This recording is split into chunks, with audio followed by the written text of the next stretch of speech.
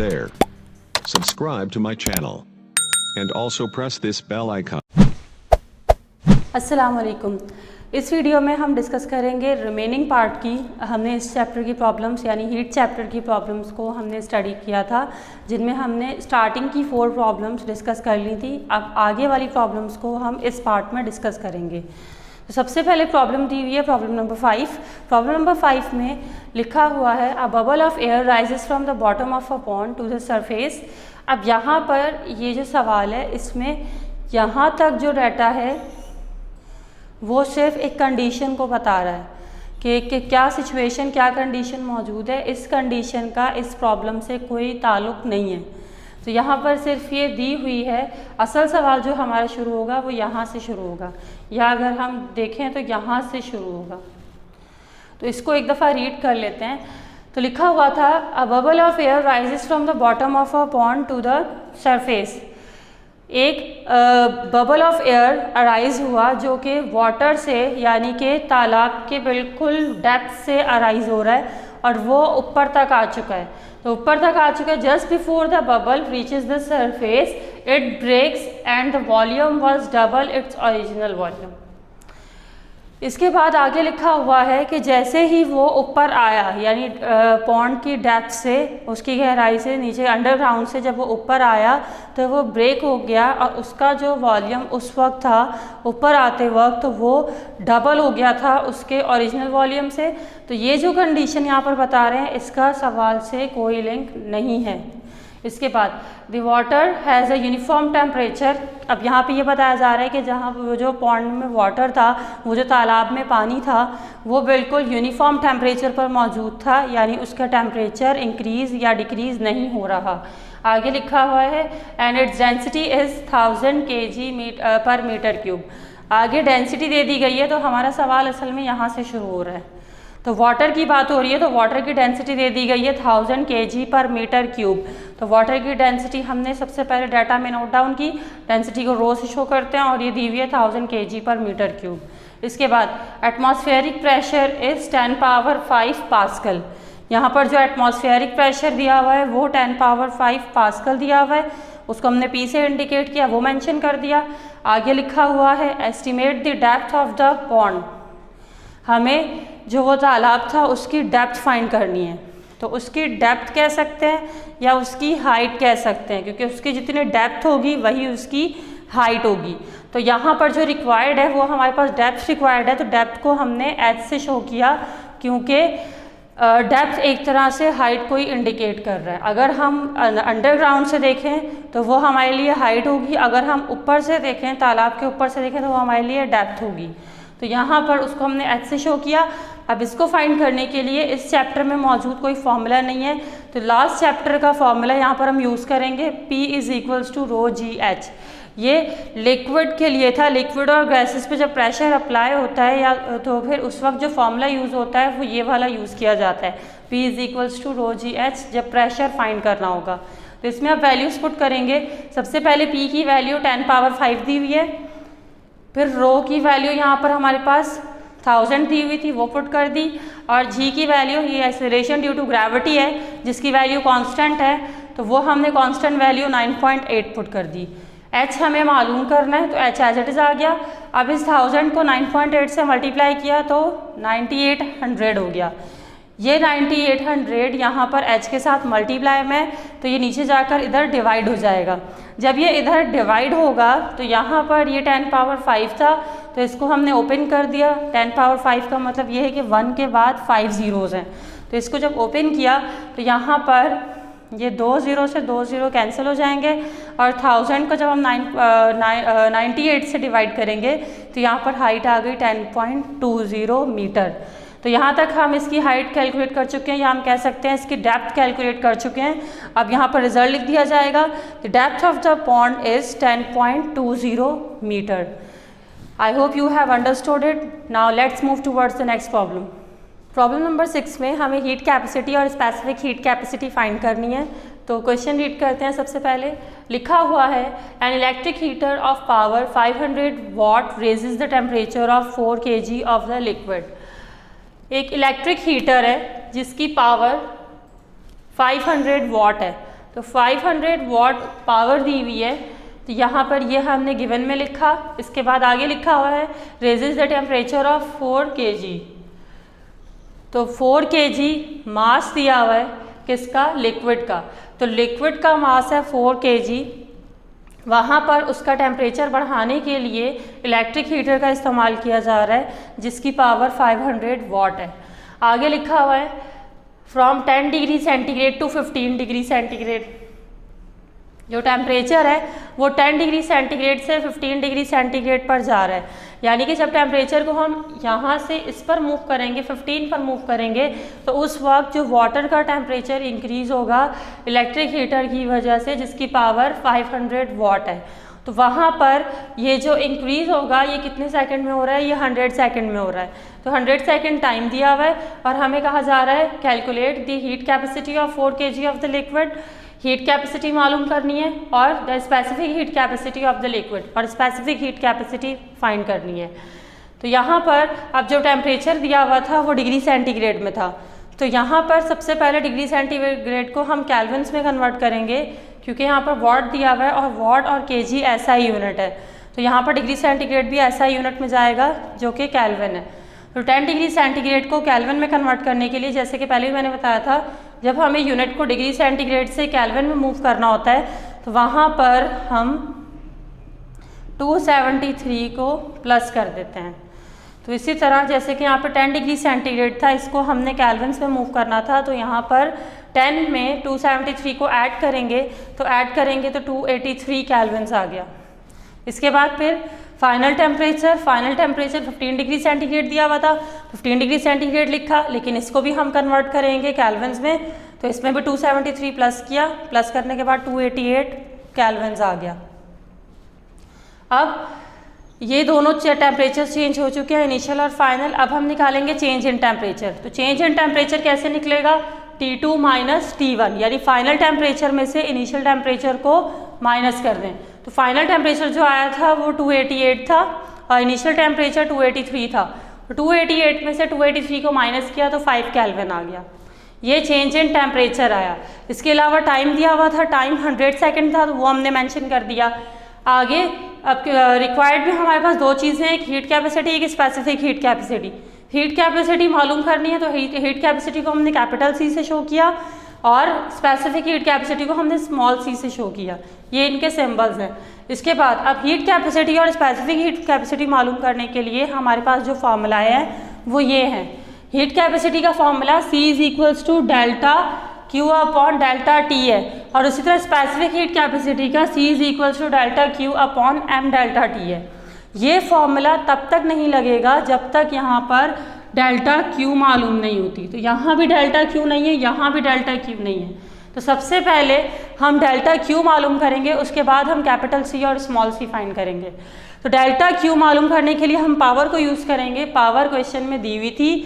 Power का जो formula है वो हम पहले स्टडी कर चुके हैं चैप्टर 8 में, वर्क पावर एनर्जी में। वो W/T है।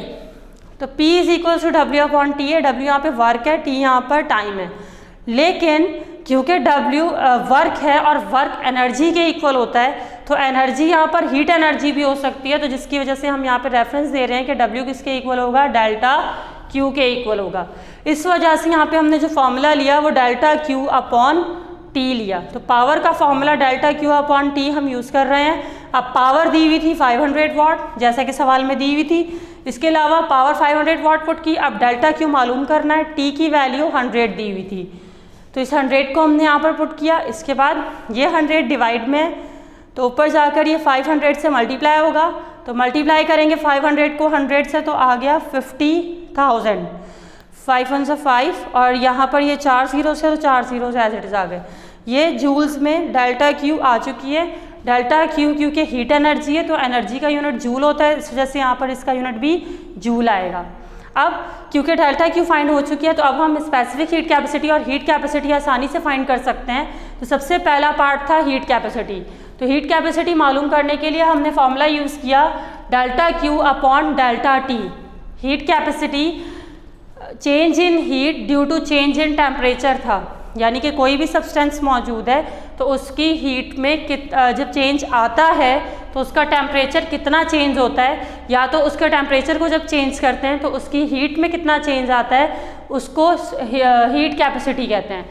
तो हीट कैपेसिटी मालूम करने के लिए डेल्टा क्यू की वैल्यू आ चुकी थी 50,000 जो कि हमने अभी फाइंड की है, वो पुट की, और delta T change in temperature अभी हमने निकाला था 5 केल्विन। तो ये 5 यहाँ पर अपॉन में आ गया, अपॉन में 5 आ गया। अब 5 × 5 और 5 × 5 तो 10,000 हमारे पास हीट कैपेसिटी आ गई। और इसका यूनिट अगर हम फॉर्मूले से देखें तो हीट का यूनिट जैसे कि मैंने बताया अभी जूल होता है, और यहाँ पर टेम्परेचर का जो यूनिट था वो केल्विन था, तो इसका यूनिट आ गया जूल पर केल्विन। इसके बाद अब हमें मालूम करना है स्मॉल सी यानी कि specific heat capacity. Specific heat capacity में मास स्पेसिफिक हो जाता है, तो वहाँ पर हीट कैपेसिटी के लिए हम मास को स्पेसिफाई नहीं करते, हम बस ये नोट करते हैं कि टेम्परेचर चेंज करने की वजह से हीट में कितना चेंज आ रहा है। लेकिन यहाँ पर हम मास को भी काउंट करते हैं 1 kg ऑफ सब्सटेंस के लिए। तो 1 kg ऑफ सब्सटेंस के लिए जो चेंज आ रहा होता है वहाँ पर हम इसको नोट करते हैं। अब यहाँ पर डेल्टा क्यू 50,000 था, m 4 दिया हुआ था क्वेश्चन में, और delta T change in temperature 5 था। इसके बाद अब 4 को 5 से मल्टीप्लाई किया तो 20 आ गया। अब 50,000 को 20 से डिवाइड करेंगे तो आंसर आ गया 2500 आ गया। अब इसका यूनिट कैसे आया है, इसका यूनिट हम यहाँ से देख सकते हैं, डेल्टा क्यू जूल है, मास का यूनिट केजी और डेल्टा टी केल्विन। तो जूल पर केजी केल्विन ये स्पेसिफिक हीट कैपेसिटी का यूनिट है। आप चाहें तो यूनिट फार्मूला से भी निकाल सकते हैं। इसके बाद अब इसका रिजल्ट नोट करेंगे तो दोनों चीज़ें हम मालूम कर चुके हैं, हीट कैपेसिटी भी और स्पेसिफिक हीट कैपेसिटी भी। हीट कैपेसिटी यहाँ पर 10,000 जूल पर केल्विन आ गई और स्पेसिफिक हीट कैपेसिटी यहाँ पर 2500 जूल पर केजी केल्विन आ गई। तो यहाँ तक प्रॉब्लम नंबर 6 कंप्लीट हो चुकी है। Let's discuss problem number 7 now. अब प्रॉब्लम नंबर 7 में लिखा हुआ है अ 2 किलोवाट स्टील कैटल। एक स्टील कैटल दी हुई है जिसकी पावर है 2 किलोवाट। तो 2 किलोवाट पावर दी हुई है, ये हमने सबसे पहले डाटा में मेंशन की। अब ये किलोवाट्स में, तो हमें इसको किलोवाट से वॉट्स में कन्वर्ट करना होगा, क्योंकि वॉट SI यूनिट है और किलोवाट SI यूनिट नहीं है। तो इसको SI यूनिट में लेके जाने के लिए, जैसे कि मैंने पहले भी डिस्कस किया है कि किलो का मतलब होता है 1000, तो इस वजह से अब यहाँ पर किलोज़ में जब हमने जा रहा है वॉट्स में या किलो वाट से जब हमने वॉट्स में कन्वर्ट करना है तो यहाँ पे 1000 से मल्टीप्लाई करेंगे, या आप 10 पावर 3 से भी मल्टीप्लाई कर सकते हैं। तो यहाँ पे मैंने 1000 लिया क्योंकि यहाँ पर कोई भी वैल्यू साइंटिफिक नोटेशन में नहीं थी। अगर साइंटिफिक नोटेशन में हो तो ज़्यादा बेहतर होता है कि हम एक्सपोनेंट्स में वैल्यूज़ ले लें। तो यहाँ 1000 से अब 2 को मल्टीप्लाई करेंगे तो 2000 वॉट पावर आ गई। आगे लिखा हुआ है of mass 1 kg। Steel cattle का मास दिया हुआ है 1 kg और उसकी पावर थी 2 किलोवाट। तो मास ऑफ स्टील कैटल, इसको हमने m1 से शो किया क्योंकि आगे एक और मास दिया जाएगा, तो इसको 1 kg यहाँ पर मेंशन कर दिया। इसके अलावा आगे लिखा हुआ है कंटेन्स 1.5 kg ऑफ वाटर। एक सब्सटेंस वाटर है और एक सब्सटेंस स्टील कैटल है। तो यहाँ पर सबसे पहले क्या है, स्टील कैटल की बात हुई। अब वाटर की बात करें तो वाटर का मास दिया हुआ है 1.5 kg। तो वाटर का मास यहाँ पे मेंशन कर दिया, इसको हमने m2 से मेंशन किया, ये 1.5 kg था। ये अब तक जितनी भी वैल्यूज थी ये SI यूनिट्स में थी, बस यहाँ पर पावर SI यूनिट में नहीं थी तो इसको हमने कन्वर्ट कर दिया। आगे लिखा हुआ है what is the time taken to boil the water. हमें टाइम मालूम करना है, वो टाइम जिसमें स्टील कैटल उस वाटर को जो उसके अंदर मौजूद था वो बॉयल हो रहा है, तो उसके बॉयल होने तक का टाइम हमें मालूम करना है। तो रिक्वायर्ड असल में हमारे पास टाइम है। इसके बाद आगे लिखा हुआ है if the specific heat capacity of steel is 460 joule पर kg केल्विन। यहाँ पर स्पेसिफिक हीट कैपेसिटी दे दी गई है स्टील की, तो स्टील की स्पेसिफिक हीट कैपेसिटी हमने यहाँ पे मेंशन कर दी। इसको C1 से इंडिकेट करेंगे, स्मॉल c, क्योंकि स्पेसिफिक हीट कैपेसिटी का सिंबल स्मॉल c है। 1 क्योंकि यहाँ पे हमने स्टील की बात की थी तो स्टील का मास हमने 1 लिया था, तो यहाँ पर इसकी हीट कैपेसिटी भी 1 आएगी। तो 460 यहाँ पर मेंशन कर दी, इसका यूनिट लिख दिया। आगे लिखा हुआ है and that of water is 4 200 joule पर केजी केल्विन, और वाटर की स्पेसिफिक हीट कैपेसिटी दे दी गई है जिसको हमने C2 से इंडिकेट किया, क्योंकि वाटर का मास हमने M2 से इंडिकेट किया था, इसलिए तो यहाँ पर उसकी वैल्यू है 4200 जूल पर केजी केल्विन। कुछ ऐसे सब्सटेंसेस हैं जिनकी स्पेसिफिक हीट कैपेसिटीज़ आपको याद होनी चाहिए, जैसे कि वाटर हो गया और स्टील हो गया। ज़्यादातर ये दो सब्सटेंसेस हैं जो पेपर पॉइंट ऑफ व्यू से ज़्यादातर दिए जाते हैं, तो इस वजह से आपको इनकी स्पेसिफिक हीट कैपेसिटीज़ की वैल्यूज़ याद होनी चाहिए, क्योंकि अक्सर सवाल में नहीं दी जाती। तो यहाँ पर इसके बाद अब हमें क्योंकि टाइम मालूम करना था तो रिक्वायर्ड हमने टाइम मेंशन कर दिया। अब यहाँ पर एक और चीज़ थी, एक तो बात थी यहाँ पर ये बॉयल, दूसरी बात 30 डिग्री सेंटीग्रेड। मैंने टेम्परेचर यहाँ पर डिस्कस नहीं किया था क्योंकि एक टेम्परेचर तो हमारे सामने मौजूद है 30 डिग्री सेंटीग्रेड, लेकिन दूसरा टेम्परेचर हिडन है। हिडन कैसे है? जैसे यहाँ पे लिखा हुआ है what is the time taken to boil the water. Water को बॉयल करने के लिए क्या टाइम रिक्वायर्ड होगा? अब ये आपको मालूम है कि जब वाटर बॉयल होता है तो वहाँ पर टेम्परेचर 100 डिग्री सेंटीग्रेड होता है। 100 डिग्री सेंटीग्रेड पर वाटर बॉयल हो जाता है, तो इसकी वजह से दो टेम्परेचर हमारे पास मौजूद हैं, एक 30 डिग्री सेंटीग्रेड लिखा हुआ है, दूसरा हिडन था 100 डिग्री सेंटीग्रेड। अब ये 30 डिग्री सेंटीग्रेड हमारे पास इनिशियल टेम्परेचर है जब वाटर बॉयल नहीं हुआ था, तो इनिशियल टेम्परेचर पर वो 30 डिग्री सेंटीग्रेड पर मौजूद था। अब डिग्री सेंटीग्रेड ऐसा यूनिट नहीं है, तो इसको भी हम क्या करेंगे, ऐसा यूनिट में कन्वर्ट करेंगे। कैसे कन्वर्ट करेंगे? 273 ऐड करके। तो इसमें हम ऐड करेंगे 273, तो यहाँ पर हो जाएगा 303 केल्विन। डिग्री सेंटीग्रेड केल्विन में कन्वर्ट हो गया, जैसे कि हमने प्रीवियस प्रॉब्लम्स में किया था। अब इसके बाद फाइनल टेम्परेचर, जैसे कि मैंने कहा वाटर बॉयल होगा 100 डिग्री सेंटीग्रेड पर, तो अगर ऐसा लिखा हो कि व्हाट इज़ द टाइम या what is the specific heat for boiling of the water, तो अगर बॉइलिंग ऑफ द वाटर की स्टेटमेंट आ गई तो it means that the final temperature is 100 degree centigrade. 100 degree centigrade हमारे पास फाइनल टेम्परेचर दिया हुआ है जिसको हमने T2 से शो किया। अब इसको भी कन्वर्ट करेंगे कैल्विन्स में, तो कैल्विन्स में जब ये जाएगा तो 273 इसमें ऐड होगा, तो 373 केल्विन यहाँ पर फाइनल टेम्परेचर है। अब इनिशियल और फाइनल टेम्परेचर हमारे पास आ चुके हैं, अब हम निकालेंगे change in temperature. Change in temperature कैसे निकाला जाएगा? फाइनल माइनस इनिशियल से। तो फाइनल हमारे पास 373 था, इनिशियल हमारे पास 303 था।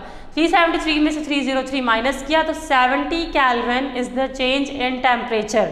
उस वक्त जो टेम्परेचर चेंज हुआ जब वाटर नॉर्मल टेम्परेचर से बॉयल हुआ, वहाँ पर जो टेम्परेचर में चेंज आया वो 70 केल्विन का था। टाइम मालूम करना है। अब टाइम मालूम करने के लिए पावर तो यहाँ पर मौजूद है, टाइम फाइंड करना है। तो पावर का फॉर्मूला अगर मैं देखूँ तो पावर का फॉर्मूला होता है, जैसे कि हमने भी यूज़ किया था, डेल्टा Q अपॉन T। अब इसके लिए पावर दी हुई है, T हमें मालूम करना है, लेकिन डेल्टा Q नहीं दी हुई। तो इसका मतलब पहले हम डेल्टा Q मालूम करेंगे, लेकिन डेल्टा Q मालूम करने के लिए हमारे पास दो सब्सटेंसेस हैं, एक स्टील कैटल है, दूसरा वाटर है। तो स्टील कैटल और वाटर के अलग अलग हम पहले डेल्टा Q मालूम करेंगे, उसके बाद जो वैल्यू आएगी उसको हम ऐड करेंगे और ऐड करके फिर डेल्टा Q फाइंड हो जाएगा। जब डेल्टा Q फाइंड हो जाएगा तो उसकी वैल्यू यहाँ पर पुट करके और P की वैल्यू पुट करके हम T मालूम करेंगे। तो सबसे पहले हम डेल्टा Q मालूम कर रहे हैं स्टील कैटल के लिए। तो डेल्टा Q 1 से इंडिकेट किया जा रहा है क्योंकि स्टील कैटल की बात हो रही है। तो स्टील कैटल के लिए हमने फॉर्मूला यूज़ किया स्पेसिफिक हीट कैपेसिटी का, क्योंकि यहाँ पर दोनों सब्सटेंसेस की स्पेसिफिक हीट कैपेसिटीज़ दी हुई हैं, स्टील की भी और वाटर की भी। तो पहले क्योंकि स्टील कैटल की बात हो रही है तो यहाँ पर हम स्पेसिफिक हीट कैपेसिटी का फॉर्मूला यूज़ कर रहे हैं स्टील कैटल के लिए या स्टील के लिए। तो फॉर्मूला है delta Q upon M delta T। अब क्योंकि यहाँ पर फर्स्ट कंडीशन या हम कह सकते हैं स्टील की बात कर रहे हैं, स्टील कैटल की बात कर रहे हैं, तो यहाँ पर इसके पूरे फॉर्मूले में हमने C1 यानी यहाँ पर 1 लगा दिया, डेल्टा Q1 यहाँ भी 1 आ गया और M 1 हो गया। डेल्टा T 1 क्यों नहीं हुआ? क्योंकि दोनों सब्सटेंसेस आपस में लिंक कर रहे हैं, इस वजह से दोनों का जो टेम्परेचर चेंज आ रहा है वो एक ही आ रहा है, वो सेम है। तो टेम्परेचर क्योंकि सेम है, चेंज इन टेम्परेचर सेम है, तो इसको हमने 1 या 2 नहीं करना, तो ये एज इट इज आएगा। अब इसके बाद इसमें वैल्यूज पुट करेंगे, तो वैल्यूज पुट करेंगे तो C1 हमारे पास 460 दिया हुआ है, तो यहाँ पर आप देख सकते हैं C1 की जगह आ गया 460। और इसके बाद डेल्टा Q1 हमें मालूम करना है, तो delta Q as it is आ गया। M1 यहाँ पर मौजूद है 1, तो यहाँ हम इस F1 की जगह 1 पुट करेंगे और डेल्टा टी हमारे पास 70 है, तो डेल्टा टी की जगह हमने 70 पुट किया। अब इसके बाद अब ये वैल्यूज़ पुट करने के बाद हम यहाँ पर क्या करेंगे, इनको मल्टीप्लाई करेंगे। तो मल्टीप्लाई करेंगे तो 1 जब 70 से मल्टीप्लाई होगा तो 70 आएगा। अब ये 70 ऊपर जाकर इस 460 से भी मल्टीप्लाई होगा, क्योंकि हमें डेल्टा क्यू अलग करना है, तो जो चीज़ हमें फाइंड करनी होती है उसको हम अलग करते हैं। तो अलग करने के लिए यहाँ हमने पहले 1 को 70 से मल्टीप्लाई किया, उसके बाद 70 को 460 से मल्टीप्लाई किया, तो डेल्टा Q1 की वैल्यू आ गई 32,200। ये डेल्टा Q1 यानी फर्स्ट हीट आ चुकी है किसकी, स्टील कैटल की, तो इसको हमने जूल्स में मेंशन कर दिया। इसके बाद अब हम डेल्टा Q2 फाइंड करेंगे। डेल्टा Q2 हमारे पास वाटर के लिए है, तो वाटर के लिए भी स्पेसिफिक हीट कैपेसिटी का फॉर्मूला यूज़ करेंगे, क्योंकि स्पेसिफिक हीट कैपेसिटी वाटर की दी हुई थी। अब यहाँ पर इस फॉर्मूले को यूज़ करेंगे तो यहाँ पर C2 डेल्टा Q2 M2 हो जाएगा, लेकिन delta T M1 delta T 1 या 2 नहीं होगा। अब इसके बाद C2 की वैल्यू 4200 दी हुई थी, डेल्टा Q2 मालूम करना है, M2 की वैल्यू 1.5 थी, जैसा कि आप सवाल में देख सकते हैं डाटा में।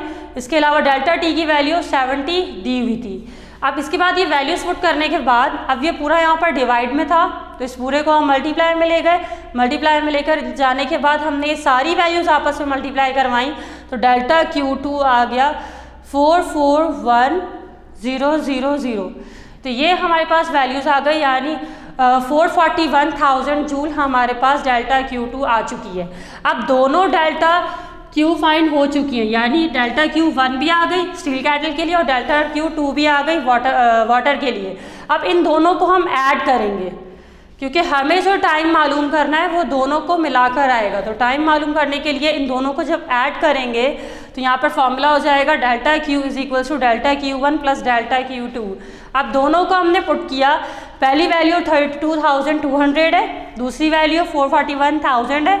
इसके बाद दोनों को ऐड किया तो 473,200, ये हमारे पास जूल में इसकी वैल्यू आ गई। अब डेल्टा Q फाइंड हो चुका है, अब हम फाइंड करेंगे टाइम मालूम करने के लिए हम इसमें वैल्यूज पुट करेंगे, तो P is equal to delta Q upon T, ये फॉर्मूला था।